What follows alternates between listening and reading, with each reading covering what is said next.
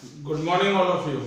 आज का जो हमारा चैप्टर है उसका नाम है टेस्ट एंड मेजरमेंट। तो सबसे पहले चैप्टर का नाम है टेस्ट एंड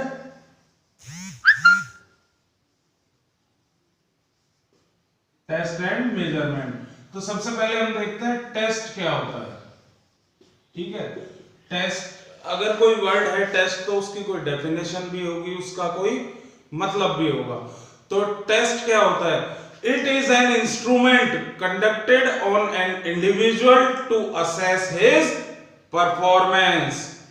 टेस्ट एक इंस्ट्रूमेंट है जो किसी व्यक्ति पर, किसी पर्सन पर अप्लाई किया जाता है कि भाई हमको इसकी परफॉर्मेंस को असेस करना है, ये कितना कर लेता है, कितना परफेक्ट है स्किल में। तो ये जो प्रोसेस होता है पूरा, इसको उसकी परफॉर्मेंस चेक करने का जो प्रोसेस है उसको हम टेस्ट कहते हैं।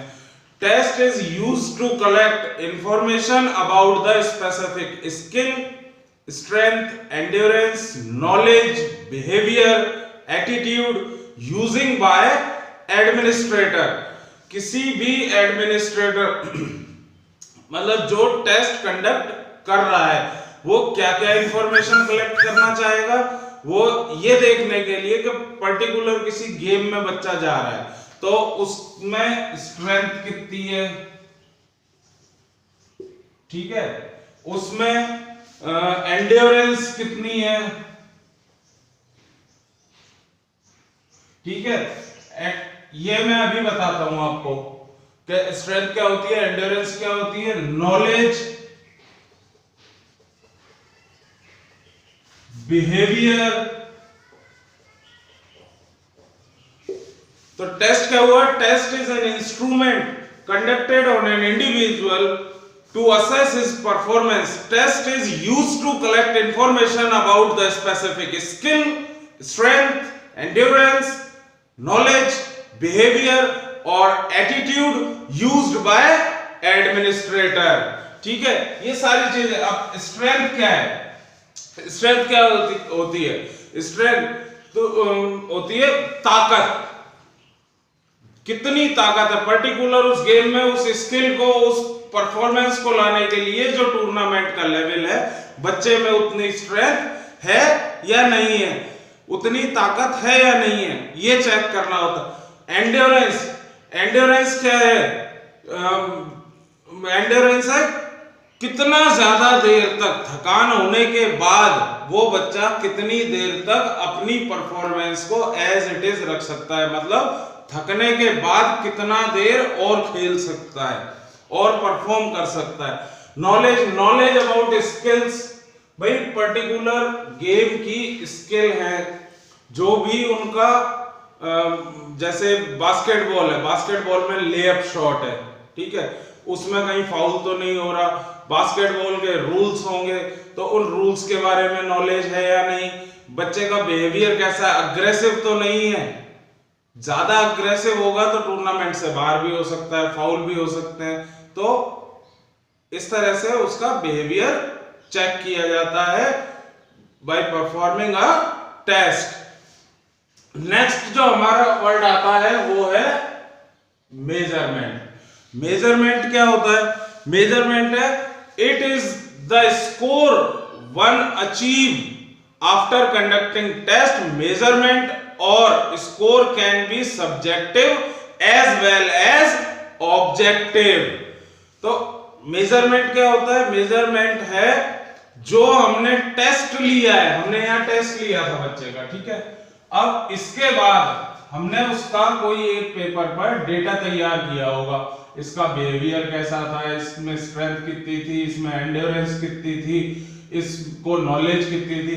वो जो डेटा होता है हमारे पास उस पर्टिकुलर बच्चे का, वो उस बच्चे के लिए मेजरमेंट का काम करता है। मेजरमेंट क्या है? आफ्टर कंडक्टिंग टेस्ट जो भी हमारे पास स्कोर आता है उसे हम मेजरमेंट कहते हैं।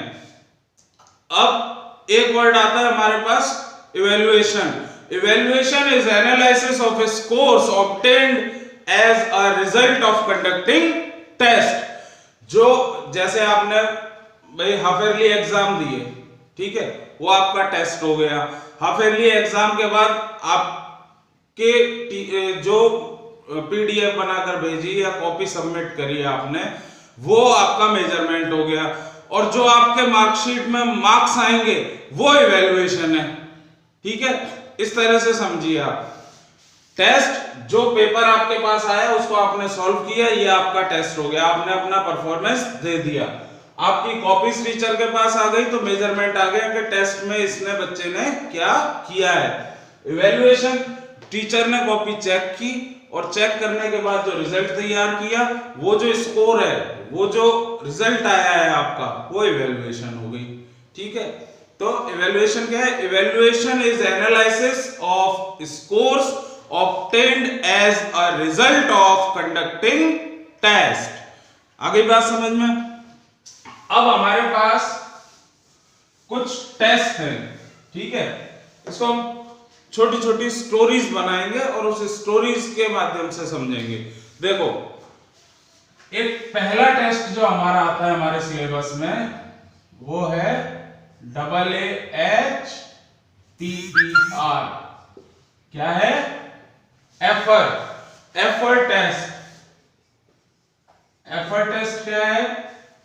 एफर टेस्ट है, सबसे पहले हमें यह पता होना चाहिए एफर है कोई वर्ड तो उसकी फुल फॉर्म क्या होगी। तो एफर क्या है? अमेरिकन अलायंस, ए से American alliance for health, physical education and recreation. For health, physical education and recreation. तो फुल फॉर्म क्या हुई? American alliance for health, physical education and recreation. अब इन दिनों इसमें एक डी और जोड़ दिया गया है, ये अभी आपके सिलेबस में नहीं ऐड हुआ है, लेकिन आप देखिए इसके आगे डी और जोड़ दिया है। ठीक है, इस डी का मतलब होता है डांस। ठीक है, इस डी का मतलब क्या है? डांस। लेकिन ये आपके सिलेबस में अभी ऐड नहीं हुआ है तो हम इसको नहीं पढ़ेंगे। ठीक है, नेक्स्ट, अब ये टेस्ट शुरू कब किया गया? ये टेस्ट शुरू किया 1947 में। कब शुरू किया गया? 1947। इसमें टोटल कितने टेस्ट होते हैं? इसमें टेस्ट आइटम होते हैं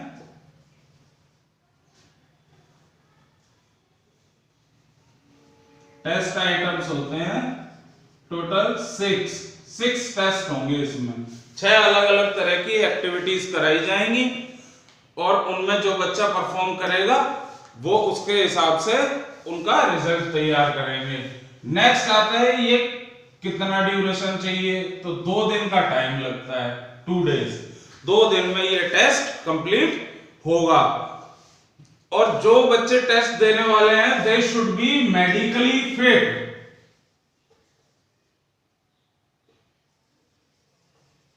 मेडिकली फिट होने चाहिए वो बच्चे, अनफिट बच्चे का ये टेस्ट आप नहीं ले सकते।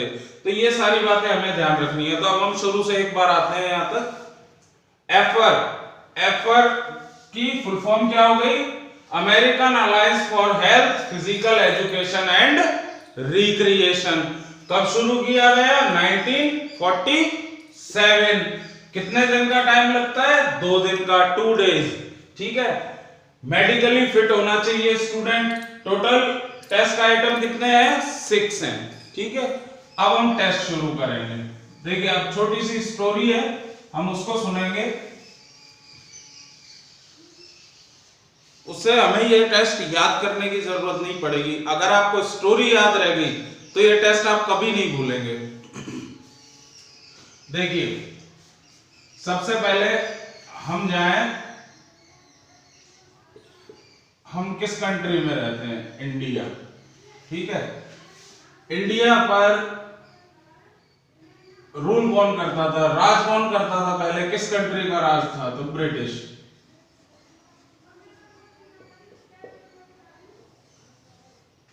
कौन राज करता था?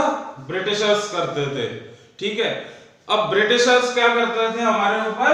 इंडियंस पर अत्याचार किया।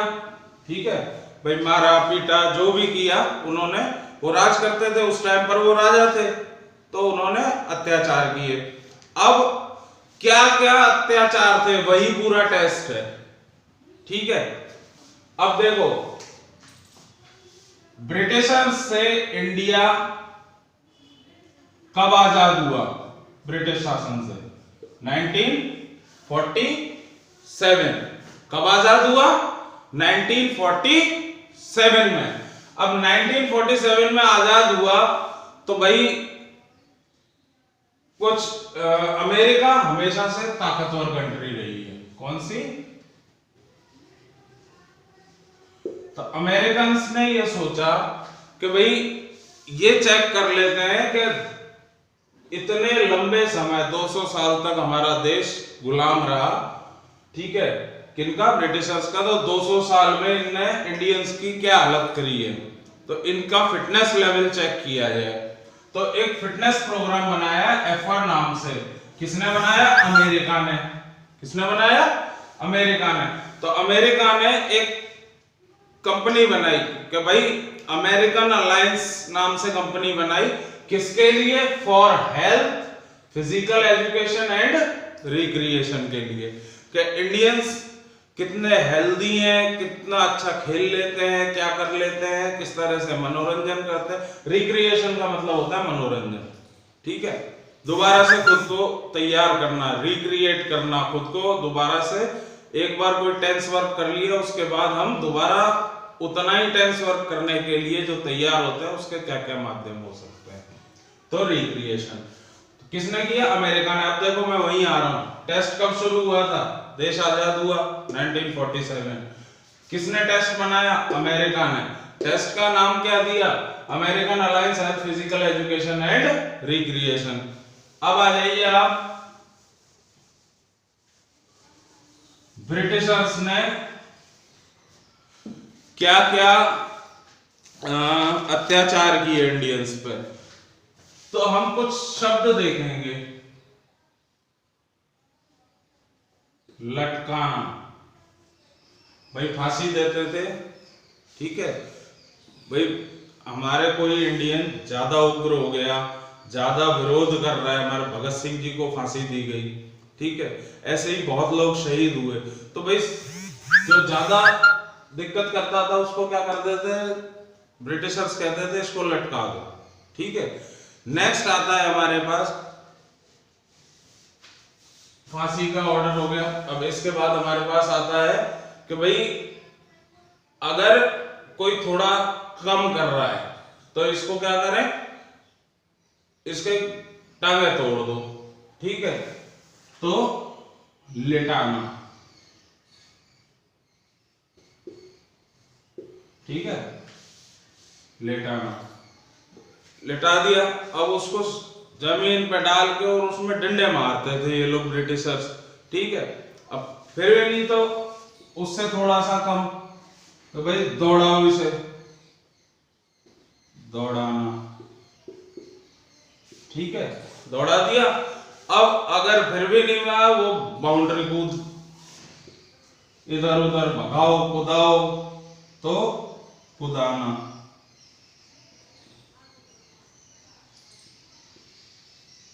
फिर भगाना, भगा दो इन्हें, ये थोड़ा बहुत दंगा करना है, शोर शराबा, नारे लगा रहे हैं, इनको भगा दो, भगाना, ठीक है।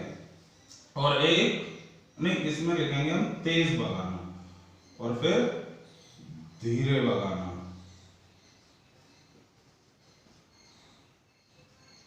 बस। अगर हमको ये 6 वर्ड याद है, 1 2 3 4 5 6, तो हम ये स्टोरी पूरी लाइफ नहीं भूलेंगे। आप लोग देखिए अब क्या करते थे। अब एक्सरसाइज के नाम इधर मैं लिख रहा हूं, पुलअप्स,